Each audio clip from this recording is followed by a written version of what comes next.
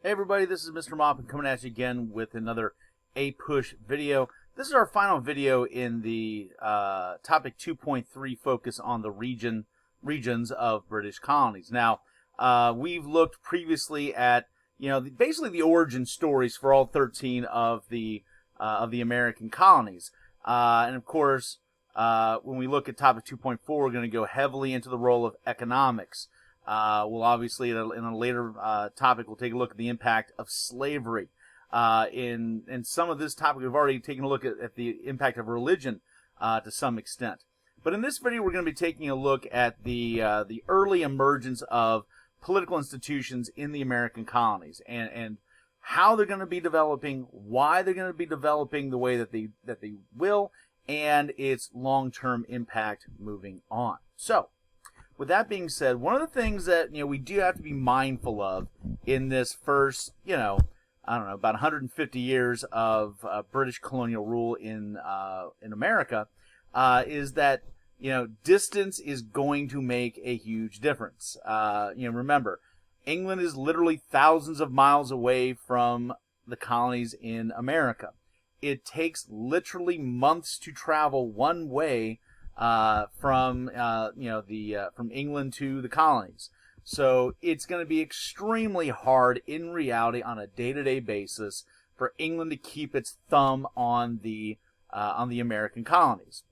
On top of that, besides distance playing a role, throughout the 17th century and into the first half of the 18th century, England is going to be very regularly preoccupied with either civil domestic disturbances like the bloody, vicious, horrific English Civil War, which is going to be dominating the 1650s, for example, or what is going to be this seemingly endless cycle of wars with its European rivals, especially the French. So when you take into account the thousands of miles of distance between England and its colonies, and England's perpetual regular issues with either international or civil wars, that's going to explain why the colonies are going to have a lot of freedom. Think of the colonies as children with very, very minimal, in reality, parental supervision. And note, if you are a child with very minimal parental supervision, you're going to start to learn to do things for yourself, just purely out of necessity. And that's what we're going to be seeing here. Now, note, these early examples of forming, legislatures and governing structures that are going to be, self-created, self-led, etc.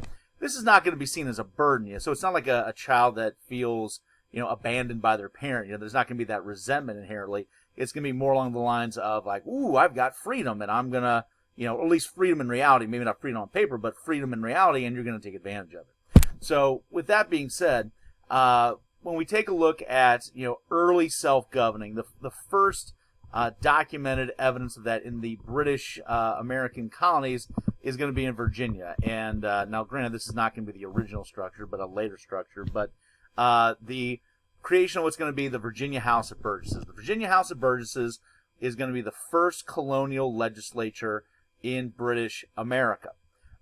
This is significant because you've now got the first documented case of some level, some degree of self-governing.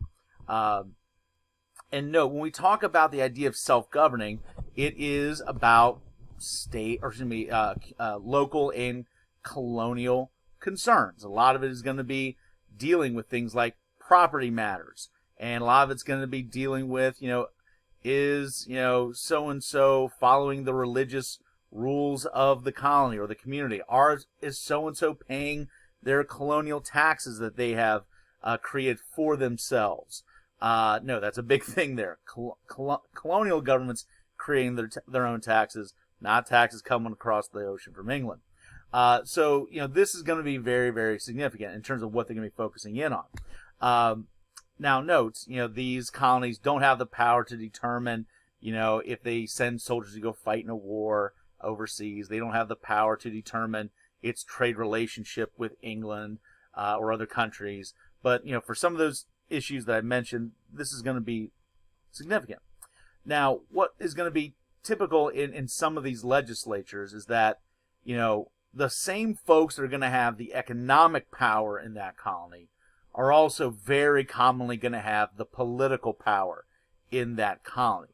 So there's just kind of a sense of, well, who should be our leaders? Well, first off, you've got these gentlemen that are already, the highest or the most highly educated people in that colony.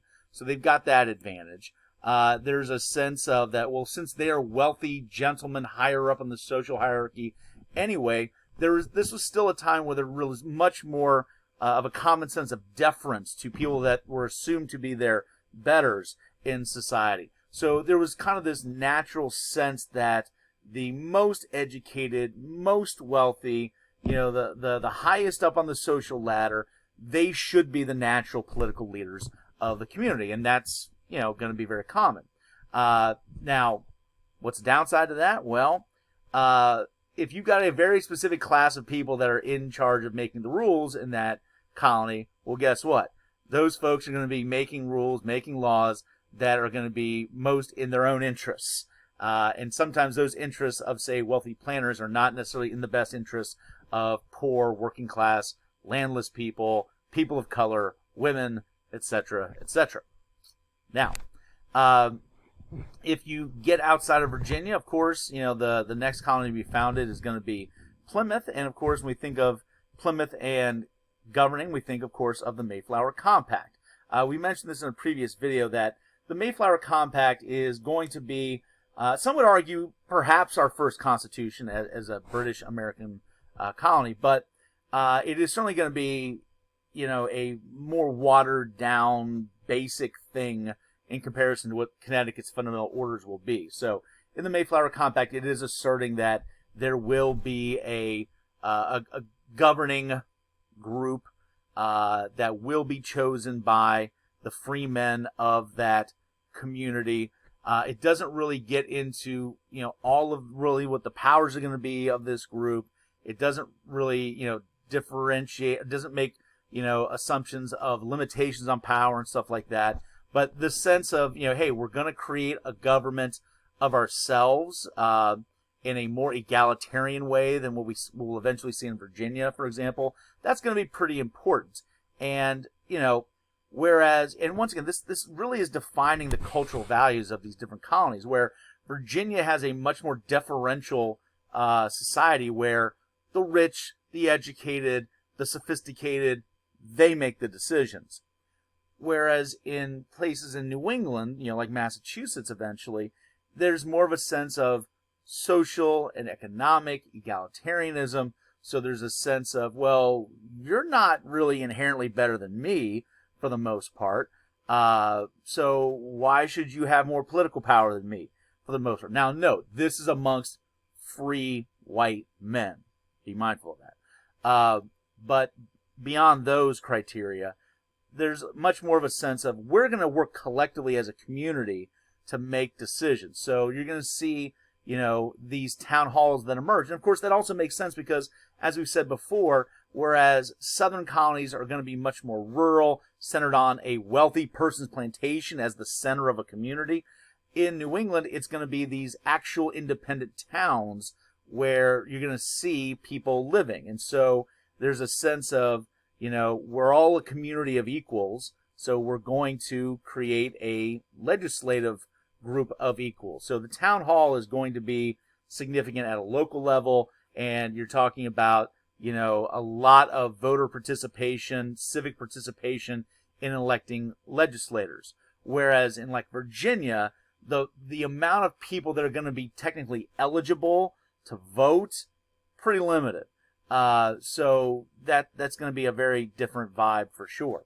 Now, that being said, when we pretty much across the board, when we talk about these colonies, there's going to be some very clear limits to the democratic, if you will, small d democratic aspects of these colonies. As I've already alluded to previously, it's great. You're going to see opportunities for, folks that probably wouldn't have a political voice in England having one in the colonies here in America, but there's going to be a lot of folks. And in fact, when you put the numbers together, it's actually the majority of the people that are still not going to have any kind of actual official political voice. That means discounting women, discounting ethnic minorities, meaning, people of color, discounting indentured servants, discounting those that may not have land, especially in southern colonies. So, even in this sense of like, wow, they're kind of being, as a whole, pretty or relatively progressive on having a small d democratic society, it's really, really more selective and elitist than we would certainly view things today, for sure. So that's a big difference. On top of that, something else that we did tend to see generally across the colonies is that these colonial governors that will be either elected by the legislature or over time, in many cases, directly appointed by the crown, these folks are going to be pretty autocratic in how they enforce rules. And so, these are folks that are not really typically going to be appealing to the common man, so to speak, in the community. If they do have a group that they're going to be influenced by besides the crown and parliament in England, it's well, you hate to say it, but of course it's going to be the wealthy elites.